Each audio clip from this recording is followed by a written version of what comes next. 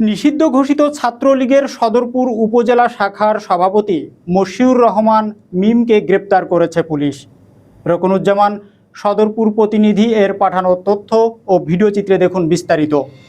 সদরপুর উপজেলা ছাত্রলীগের সভাপতি গ্রেফতার। সদরপুর প্রতিনিধি রকনুজ্জামানের প্রতিবেদনে দেখুন বিস্তারিত। নিষিদ্ধ ঘোষিত ছাত্রলীগের সদরপুর উপজেলা শাখার সভাপতি মশিউর রহমান মিমকে গ্রেফতার করেছে পুলিশ। মঙ্গলবার 17 জুন দিবাগত রাতে সদরপুর উপজেলার মণিকোঠা বাজার থেকে তাকে গ্রেফতার করা হয়। ঘটনার সত্যতা নিশ্চিত করে সদরপুর থানার ভারপ্রাপ্ত কর্মকর্তা নাজমুল হাসান জানান, সে দীর্ঘদিন যাবৎ আত্মগোপনে ছিল।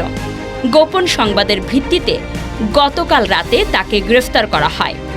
উল্লেখ্য, গত 2রা জানুয়ারি সদরপুর উপজেলার চরবিষ্ণুপুর ইউনিয়নের জয়বাংলা বাজারে শেখ হাসিনার ছবি সম্বলিত এবং শেখ হাসিনাতেই আস্থা লেখা সম্বলিত লিফলেট বিতরণকালে এক ব্যক্তিকে আটক করে জেল হাজতে পাঠানো হয়।